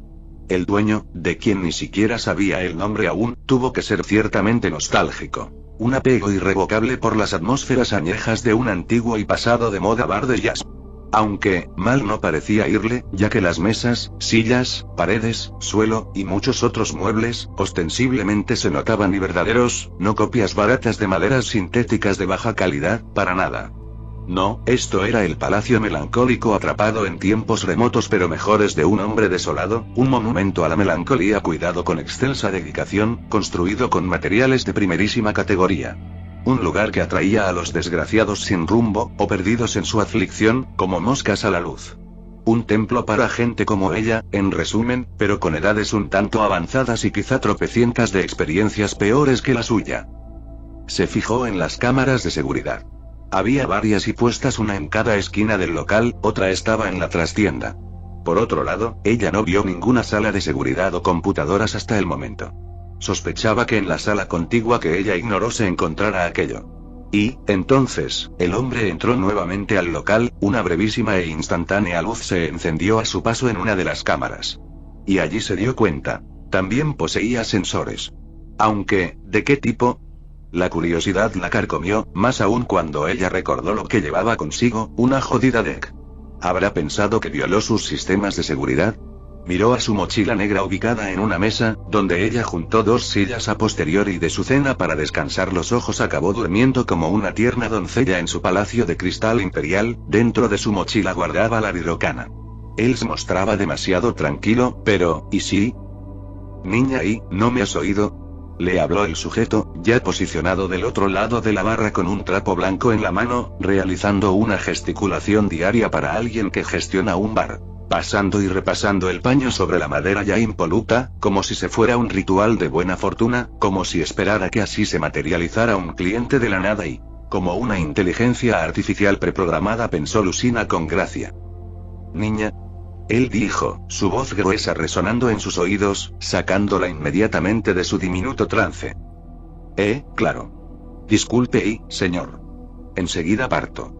Dijo Lucina de la forma más educada posible, algo nerviosa por haberse descarriado en sus pensamientos, y nadie podía culparla, no sostenía una conversación con otras personas quizá desde hace semanas. Lo mínimo que podía darle a este señor fue cumplir sus deseos y desaparecer de su vista después de que le salvara la noche, y tal vez la semana y el mes, por simple piedad. Sin embargo, sería una lástima el no verlo nunca de nuevo. Sus dichos fueron lo bastante claro. Lo suyo fue cosa de una noche muy particular y única, no volvería a prestarle su local como alojamiento y, sea cierto o no lo de que por aquí rondaba gente mala y peligrosa, tampoco la quería cerca de su establecimiento. Ella lo comprendió a la perfección, y, por lo tanto, tomó sus cosas y se decidió a irse por fin. Se colgó la mochila de los hombros y caminó hasta la entrada. Cuando iba a cruzar el umbral de la puerta mecánica, que disentía mucho con el ambiente de la taberna, él le habló. A las 12. Lucina echó la mirada atrás, no muy segura de lo que le dijo o lo que quiso decirle. A las 12 en punto cierro el bar. Una hora antes, previo a la clausura, los borrachos que rondan no son tan peligrosos o están lo suficientemente borrachos como para no serlo. Él dijo mientras hacía una jarra de vidrio en sus manos, limpiándola metódicamente por puro y mero entretenimiento y por hacer algo. Entonces ella iba a preguntarle lo que dejaba entrever con sus palabras, pero él se le adelantó. Sí, puedes volver a esa hora. Y si quieres, pasar las noches que te sean necesarias aquí. No me vendría mal tener un guardián. Y colocó la jarra sobre la barra, se apoyó con sus 2 manos en ella, toda su impotente figura adornada con una sonrisa pilla que la descolocó un poco. Que además es un anticuado rumer. Y eso la golpeó como un bofetón a mano abierta muy audible. Observó la cámara con los sensores, y devolvió la mirada al hombre. Lo supo en todo momento, lo que ella portaba, lo que ella hacía. No te preocupes, no te denunciaré a las autoridades, pero ten cuidado en dónde te metes con ese juguetito de vaqueros de la vieja escuela. Hay gente que podría enfadarse mucho si se enteraran de que penetraron en sus fortalezas de datos, por más de que no les hayan robado nada. ¿Me entiendes? Ella asintió sin decirle una sola palabra. pétrea por la amabilidad y, más aún, por la revelación de que la hubieran atrapado con tan pasmosa facilidad, desde un principio además. Jet. Mi nombre es Jet. Dijo Jet entre labios, con media boca ocupada por el cigarro, la miró fijamente. Esperaba su respuesta, que no tardó en llegar. El mío es Lucina. Mi nombre es Lucina. Dijo ella, reafirmando la segunda vez con algo de contundencia en su tono, pues la primera le salió casi como un susurro. Y él, sin demorarse tan solo un segundo, le sonrió con complicidad, como si ya conociese la respuesta de antemano. Cosa que turbó a Lucina, porque desconocía en su totalidad la identidad de este tal Jet. ¿Quién era realmente este hombre? ¿Por qué la parecía tratar como si la conociese de algún lado? ¿Conocía a Mary, a algún miembro de la iglesia, o a algún antepasado suyo? Cuales fueran sus preguntas, hoy no serían respondidas, eso está claro. Notó que se estaba tardando en demasía para abandonar el lugar y tampoco quería abusar de la confianza de Jet. Quizá más adelante sabría algo. Era momento de partir. Cuídate. Le dijo Jet una vez ella salía, ahora sí, del establecimiento. La puerta se cerró a sus espaldas y ella anduvo algo perpleja por las calles de la ciudad ese día, aún insegura de si esto había ocurrido de verdad y tan solo fue un sueño muy lúcido y extraño. Su inquietud duró hasta la misma noche, hasta la hora en la que Jet dijo que cerraría el local, hasta el momento en el que ella supuestamente tenía que volver allí. Y así lo hizo. Cuando llegó el ambiente era el mismo que el de la primera noche, el día de ayer en ese entonces, que se quedó dormida en la barra. Y fue a la barra, con su mochila cargada con la lirocana, que no la había tocado en todo el día, y se sentó, y esperó. Se recostó y fingió dormirse. Oyó como la atmósfera entraba en una calma paulatina. Cada vez menos ruido, cada vez menos gente. Hasta que solo quedaron los borrachos inamovibles que solamente podrían salir a rastras, demasiado bebidos para coordinar sus dos piernas a la vez. Y, por fin, cayó el silencio absoluto, quebrantado únicamente por el sonido ambiente proveniente de las calles. Y Jet entró, habiendo echado al último borracho, y se puso a limpiar y ordenar. Ella educadamente lo asistió en lo que pudo, pese a la reticencia obvia del hombre, que en su mirada le decía claramente: no hace falta. Pero ella lo ayudó. Una vez el bar se veía tal cual estaba en la mañana, Jet fue a la habitación del fondo a preparar unas cosas y, eventualmente, se retiró del lugar. No sin antes despedirse de ella. Buenas noches, pequeña extraña. Él le dijo con cierto tono lúdico cuando salía y se iba. Y Lucina no respondió. ¿Por qué la seguía llamando extraña si ya conocía su nombre? Su nuevo casero poseía un sentido del humor inentendible, además de que su sentido hospitalario era inhóspito por estos lares. Y aquí comenzaría una nueva etapa, la más duradera en la calle, y, también, fueron los meses más agradables desde que salió del hospicio cristiano. Lucina era desconfiada y miedosa pero no idiota. Al comienzo, como cualquier otro haría en su posición después de sus vivencias traumáticas y tragedias desalentadoras, estuvo muy escéptica por el comportamiento tan amable y comprensivo de Jet. Y, si pudiera, intentaría no depender de él. Ella querría ser absolutamente independiente de todos, si es que se pudiera. La realidad era mucho más compleja y no perdonaba a quienes no sabían adaptarse a ella, por lo que no tuvo otra opción que fiarse del hombre, a riesgo del desengaño, que nunca llegó, o al menos no por parte de él. Sin embargo, por fiarse de él, no se refirió a creerle ciega e insospechadamente. Lo investigó a fondo y recabó cada fragmento de información de Jet siempre y cuando pudo. Por ejemplo, en la sala contigua de la despensa, donde guardaba las bebidas, encontró la computadora central del establecimiento. Las cámaras, los sensores, las luces. Todo estaba conectado a esa computadora. Allí averiguó el nombre real y completo del sujeto. Jethro J. 2 nombres y un apellido. 2, el segundo nombre y el apellido, de orígenes polacos. Al menos no le mintió con su nombre verdadero, si es que su apodo provenía de Jethro. Nació un 23 de julio del año 2008. Tenía 51 años, en el momento en el cual revisó los datos. También encontró información concerniente al bar, el cual había sido fundado a finales de 2042. Previo a estos años, el historial de actividades de Jethro se hallaba exhaustivamente limpio. Extrañamente límpido. Desnudo e impoluto. Casi como el de un fantasma. Aunque, quitando este hecho, que no era para menos, su hombre Jet no fue ningún bribón infame. Pasaba bastante alto por los estándares exageradamente bajos que poseía Lucina de los hombres, y eso tampoco fue mucho, pero se sentaba con holgura dentro de lo aceptable en cualquier otra medida posible. Y esto lo supo gracias a tratar con él durante los subsiguientes meses. Realmente no tuvo grandes intercambios con Jet en aquella época, porque la mayoría del tiempo que pasaban en compañía del otro era cuando él abría y cerraba el bar. Pocas circunstancias provocaron la presencia sostenida de los dos en una misma locación. La mayoría del tiempo fue cuando ella ingresaba al bar y fingía estar dormida, y así se quedaba unas 2 horas a lo sumo, no mucho más. Y sus ínfimos intercambios se dieron en el momento que él cerró el local, donde aprovechó para hacerle bastantes preguntas a lo largo de las semanas, pero siempre se andaba con evasivas o con respuestas inentendibles, para ella, o muy vagas. Ella lo ayudó con la limpieza y acomodamiento del local en horas bajas una vez no había una sola alma, y Jet le dijo que quizá, cuando Lucina ya no estuviere, contrataría a alguien para que lo ayudara con tales tareas que él habituaba a efectuar en solitario. Y ella exprimió de estas conversaciones cualquier cosa que le redituara, ya sea información respecto a él o a su entorno. Lucina le preguntó a Jet sobre las condiciones de su estadía, y él le dijo que simplemente no rompiera nada y que no se metiera en embrollos muy complicados, sobre todo con el uso de su maquinita. Lucina lo comprendió, pero no por eso le hizo demasiado caso. La curiosidad y el hambre de aprendizaje la mataban, le urgía el comprender y dominar su deck como una naturaleza innata aún por descubrirse dentro de ella. No usó el bar de Jet como bases de operaciones para sus saqueos, pero sí recargó su deck allí. La exploró al dedillo trasteando cómo sería romper las defensas de una cámara de seguridad, por ejemplo. Y, utilizando como objetos de prueba las del negocio de Jet y procurándose el no dañarlas no sabiendo qué tipo de bronca le caería si lo hacía, descubrió unos cuantos mecanismos secretos de la Virocana.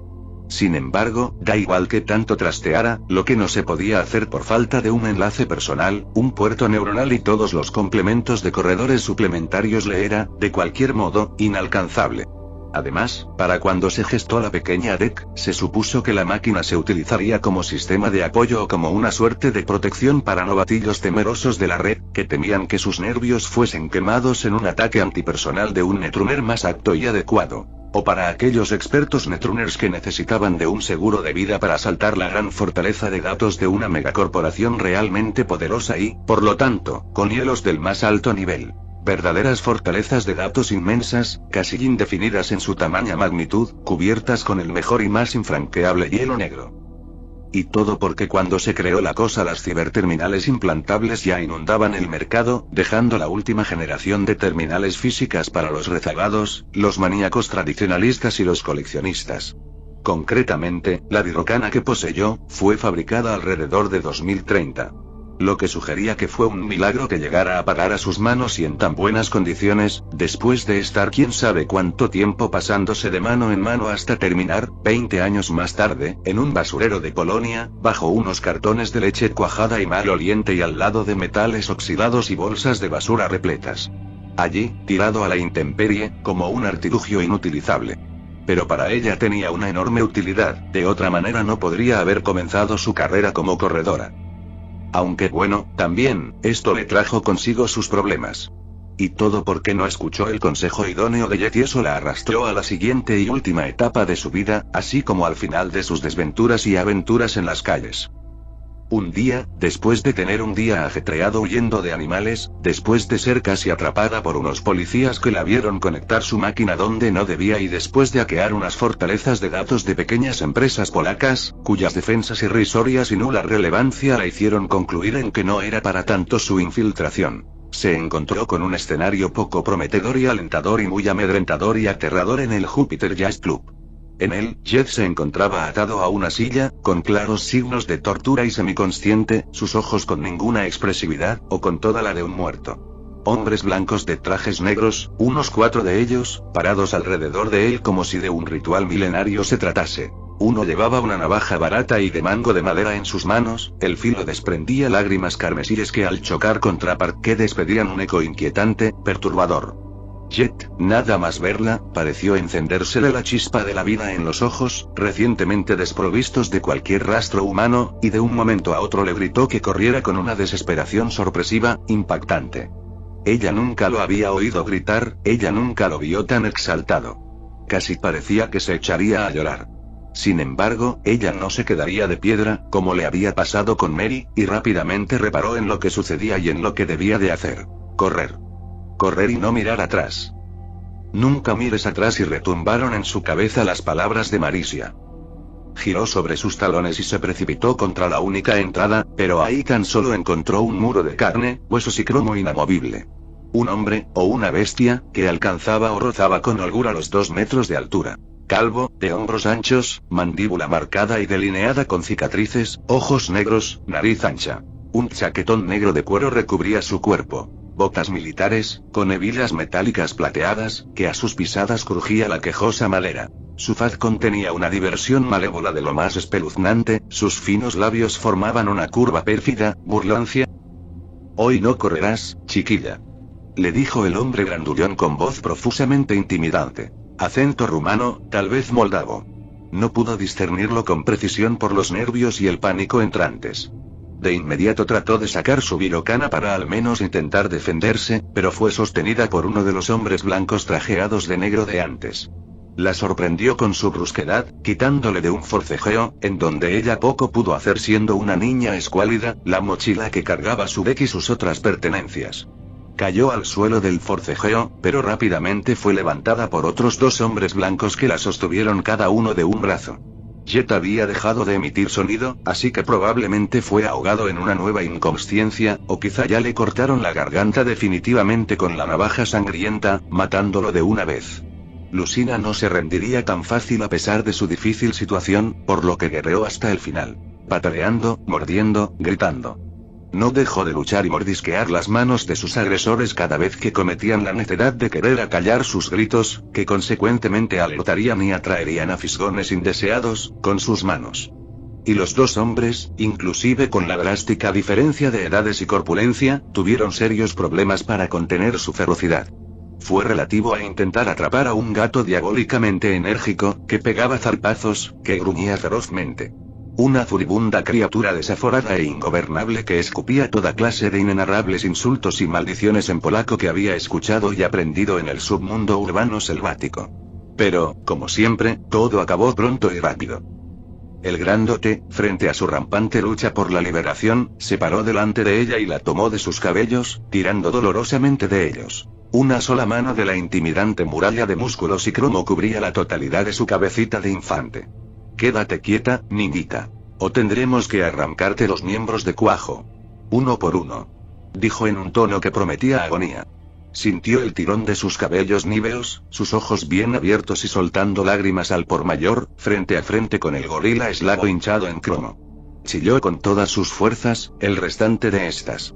Y ahí uno de los de detrás aprovechó para colocarle una mordaza, que era el trapo con el que Jet limpiaba la barra, cuando su boca yacía abierta de par en par. Se ahogó con su propia saliva cuando esto sucedió, asfixiándose por breves momentos, todavía llorando y moqueando, rendida contra la adversidad. Perdida su batalla, o lo que procuraba ser una. El advenimiento de otra tragedia cegó su mundo, hundió sus ya hondamente desaparecidas esperanzas. El grandote no dejaba de tirar de su mata blanquecina, sonriendo con gozo al vislumbrar su dolor y desesperación, y ser el causante de ello triplicó y cuadruplicó su placer. Sintiendo un dolor de cabeza terrible provocado por el estiramiento violento de cabello, ella juraría que en cualquier instante le arrancaría el cuero cabelludo. Anonadada en el pánico y el sufrimiento, tuvo que preguntarse, ¿qué seguía después de esto? El grandullón no estaba dispuesto a parar, y sus compañeros nada le reprocharon. ¿La matarían?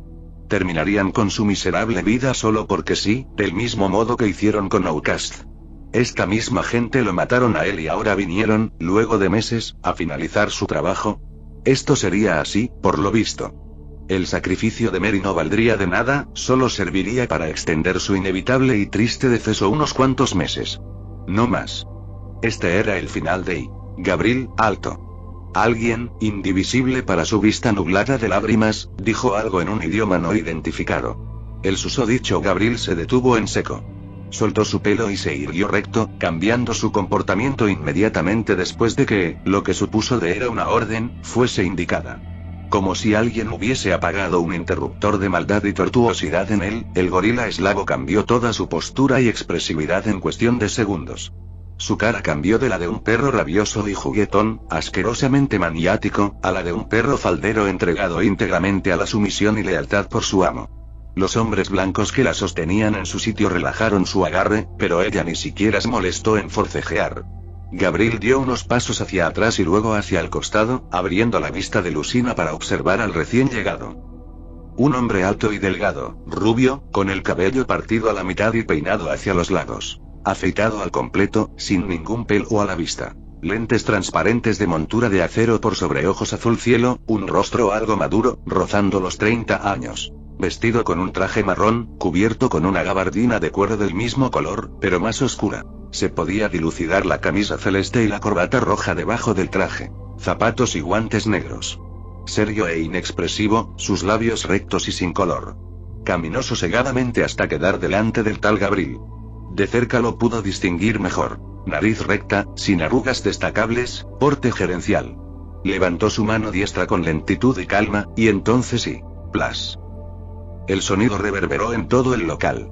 La cara de Gabriel, el grandullón que hacía hace unos momentos se burlaba y la maltrataba con maquiavélico goce, inclinada hacia un lado por el cachetazo abierto de su señor. Ni hizo la más mínima gesticulación de devolver el favor, recibiendo su castigo como un perrito al que acaban de descubrir destrozando la alfombra o orinando donde no debe. Su respiración era contenida. No se atrevía a mirar al rubio a los ojos. Y este lo reprendió duramente. Te dije que nada de daños físicos, estúpido animal. Eres un puto cabeza hueca. ¿Por qué no atiendes lo que se te dice? Otra bofetada fue dada, esta vez más débil, pero con intenciones correctivas. Ruso. El idioma en el que el superior de Gabriel habló fue el ruso. Ella hablaba polaco, y de ruso captaba alguna que otra palabra, pero de lo dicho por el rubio solo captó algo referente a un cabeza hueca o, más cotidiana y directamente, un imbécil. Ella entendía que era un escarmiento por algún incumplimiento. Quizá le ordenó el matarla sin tanto pretexto, un tiro en la cabeza y ya, para eliminar los testigos de lo sucedido en el callejón de Siekierki, y raudamente en son de evitar que aparecieran nuevos con su eliminación. Suéltenla. Dijo el rubio, esta vez hablando en un polaco que ella comprendió, y de inmediato reaccionaron llevando a cabo su orden. Le quitaron la mordaza, vio los rostros ahora inseguros y ansiosos de los hombres blancos, intentando guardar la compostura, pero claramente intimidados por la eminencia que, nada más ingresar al bar, cambió las tornas de su situación, y, por lo visto, hacia buen puerto, al menos para ella. Aún estuvo alerta, y también pavorosa por quienquiera que sea este sujeto. El hombre rubio se aclaró la garganta y le habló. Me disculpo por el trato anterior y el pequeño percance, jovencita. Simplemente les dije a mis allegados que la acompañaran a mi vehículo. Miró a los ocupantes nerviosos e incómodos del salón. Pero supongo que es mucho pedir que se acate una tarea tan sencilla al pie de la letra.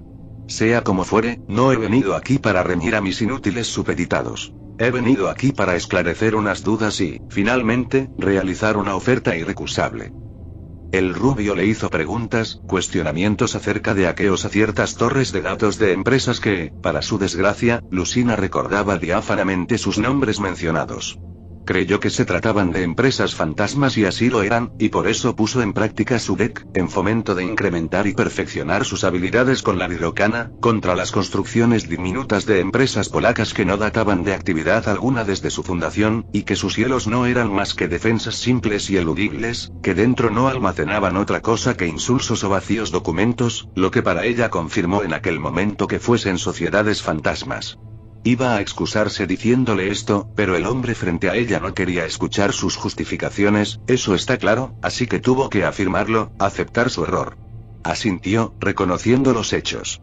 Él no mostró signos de molestia o reproche, más bien pareció meditar para sus adentros. El que fue un absoluto enigma. Sonrió y mesuradamente dijo: mi nombre es Dimitri. Un gusto por fin encontrarla y conocerla, jovencita. La hemos estado buscando. Eso la tensó bajo la figura imponente de quien dijo ser Dimitri, empequeñecida, disminuida y dubitativa sobre lo que quería decir con buscarla, y para qué buscarla. Oh, no se preocupe. Intercedió. No queremos ni nos interesa hacerle daño. De hecho, ahora que me ha confirmado que es usted la que ha trastocado nuestros legales negocios, me encantaría que viniera conmigo. Claro, si es lo que usted desea, jovencita. Usted posee la última palabra en esto. Al finalizar, se paró más recto, los pies juntos y las manos entrecruzadas en pose de espera a su respuesta. Y ella no sabía qué decir, qué hacer o qué pensar. Todo transcurría con demasiada rapidez ese día. Primero fue perseguida por una jauría de perros, cruza con lobos esteparios, que la obligaron a escalar a un tejado hasta que oficiales armados los atraparon. Se habían escapado del camión de transporte de algún ricachón que podía permitirse el lujo de poseer animales domésticos, y encima modificados en su genética. Más tarde unos policías le quisieron requisar la virocana, pero actuó rápido y les lanzó el primer ejecutable antipersonal de la máquina, echaron espuma por la boca y salió corriendo. Y ahora esto, entró al bar de Jet. Recordó de repente, y se giró para enfrentar a su hospedador temporal. Este continuaba con vida, o eso parecía, y llevaba un paño en la boca, como el que ella obtuvo hace unos momentos. Su pecho bajó y subió levemente, con espasmos irregulares. Devolvió la vista al rubio, quien había prestado su absoluta atención a todo lo que ella hacía. Podemos curarle, si gustas. No nos rehusamos a las disculpas y a claudicar en nuestras transgresiones indisciplinadas. Vio de reojo al muro de cromo y carne que era Gabriel y este se tensó. Pero primero nos gustaría saber qué harás. ¿Aceptarás o rehusarás? Su tono diplomático incomodó más que calmó los nervios ya de punta y en plena alerta de Lucina, pero, ¿qué otra opción tuvo? Solamente quedaba rezar que, para lo que fuera que la necesitaran o quisieran de ella, estuviese a la altura y que no socavara su dignidad humana, si es que tal concepto seguía existiendo en su corrompida realidad. Aceptó. Dimitri dio la orden de que traten las heridas de Jet, a quien no vio nunca más a partir de aquel día. Fue puesta en un programa de acondicionamiento para Netrunners, seguidamente de realizarle unos exámenes básicos, los cuales sorteó con extrema facilidad, para adivinar en qué parte del proceso estaba su aprendizaje y tras colocarle sus primeros implantes cibernéticos. Un enlace, un puerto y un deck. Pasaron las semanas, con estas se adelantaron las barreras de los primeros meses, meses que se difuminaron hasta convertirse en años. Años que estuvo bajo la protección de la Organitskaya rusa. Y aún lo estaba, aquí, mirando al agua helada de un estanque con sus respiraciones ya sosegadas. No había árboles, o al menos no muchos, y el césped, y todas las inmediaciones, se hallaban cubiertas de una tenue capa de nieve. Una fina lámina de hielo en descongelación tapaba la superficie del estanque, como una sábana cristalina y lisa, sin pliegues, que se extendía por toda el área de donde llegaba el agua. Copitos blancos caían languidecidos y acentuaban con un recubrimiento blanquecino al Cietruceuía, brillante ante la luz mortecina del sol que suspiraba entre las nubes y nubarrones sus escasos y débiles rayos. El Cietruceuía estaba cerca de la finca privada de Kuprianov, líder de la Organitskaya. Y es por eso lo impoluto y puro de sus aguas, es por eso que no estaban tan contaminadas como las de los ríos, riachuelos, estanques, lagos y mares de la región. El césped, debajo de la nieve, estaba cortado al ras. Los árboles eran orgánicos, mutados genéticamente para que resistieran el duro invierno y la abrasiva contaminación ambiental, aunque, en estos momentos, estos no se diferenciaban de unas pobres maquetas de cartón, con sus hojas caídas, desnudos, y con aires marchitos que se compaginaban con el resto de la zona. Algunas veces traían peces al estanque, y se los podía ver nadando en ocasiones.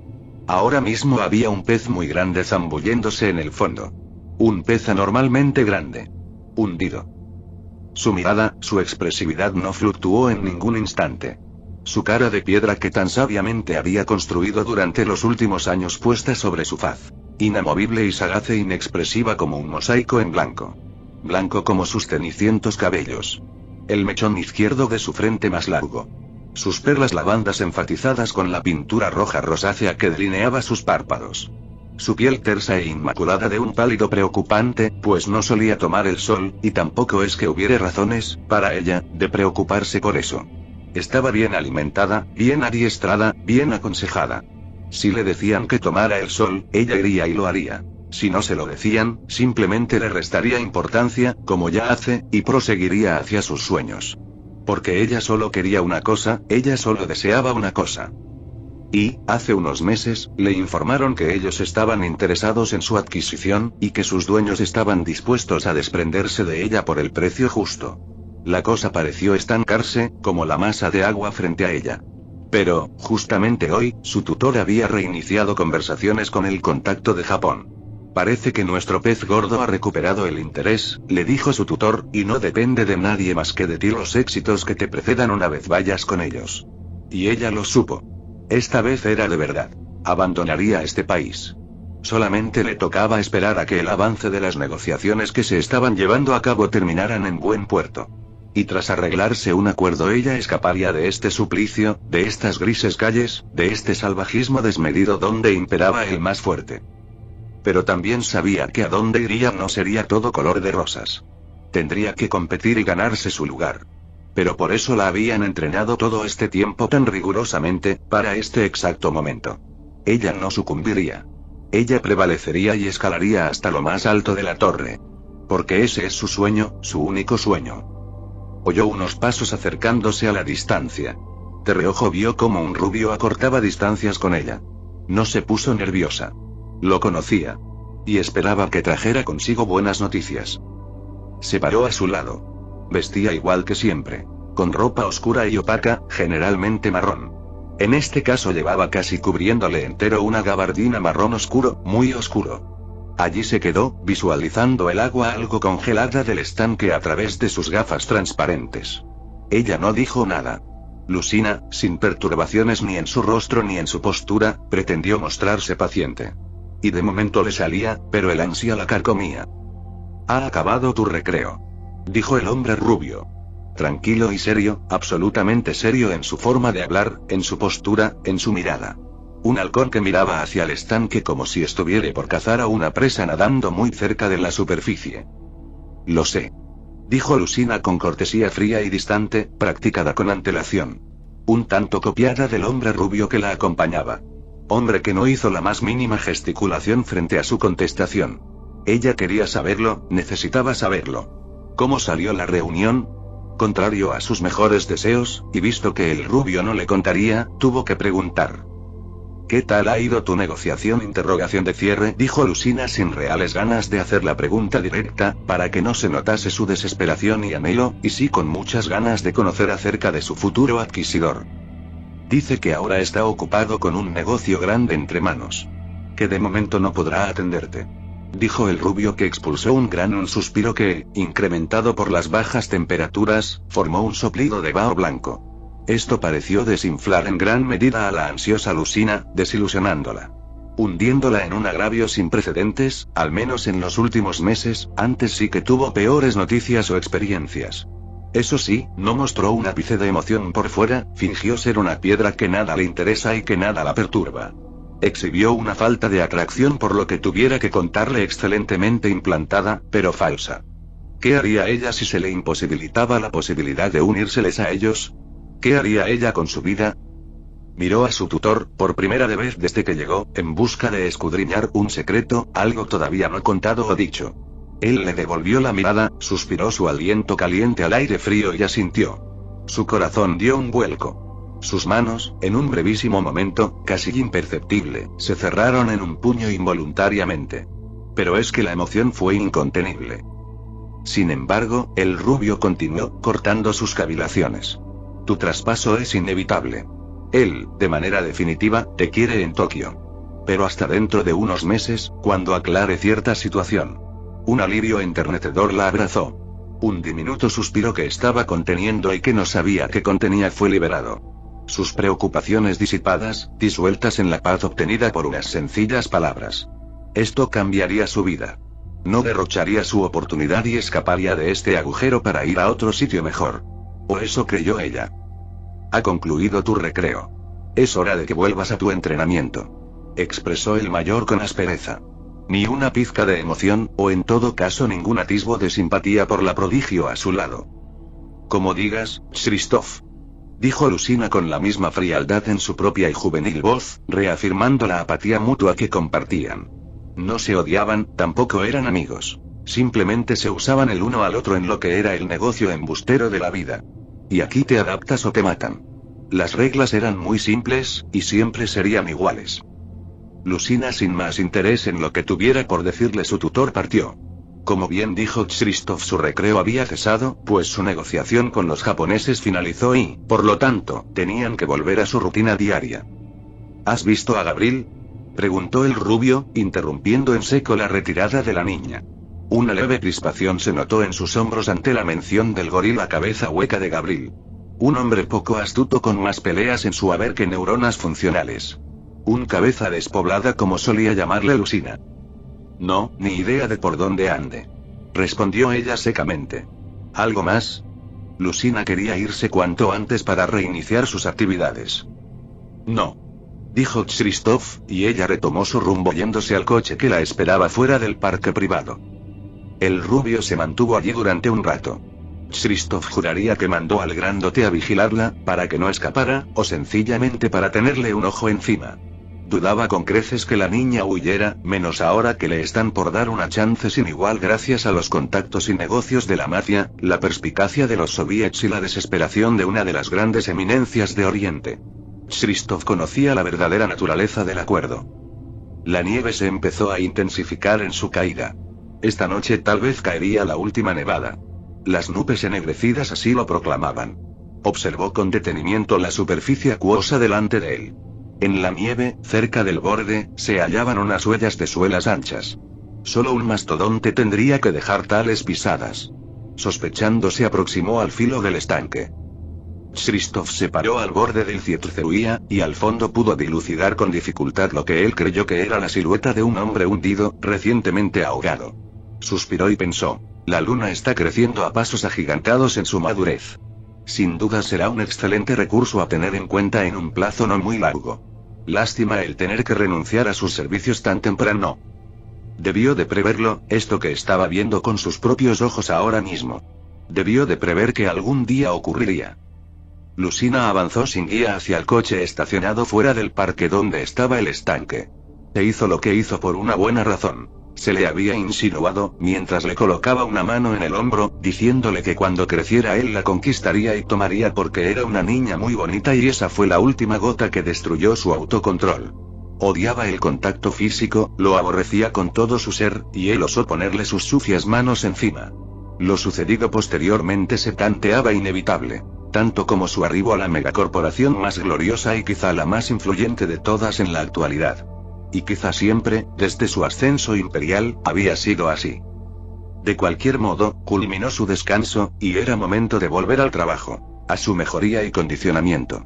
Había manchado sus puños de escarlata y, a pesar de que en parte fue por un capricho vengativo, en gran parte lo hizo para amoldarse y templar sus nervios para los gigantescos cambios y dificultades que se avecinaban en su carrera sin detenimiento. ¿Quién sabe qué clase de cosas le mandarían a hacer en su futura empresa? ¿Qué clase de peligros le tocaría afrontar en su nueva vida como corredora? Pero, en fin, ya era hora de volver a su acondicionamiento para ser la mejor netruner del mundo, persiguiendo el sueño de trabajar en la megacorporación más grande y poderosa del planeta. Arasaka. Y continuará ahí. Si te ha gustado, puedes dejar tu apoyo y seguirme. Un gusto, y hasta la próxima.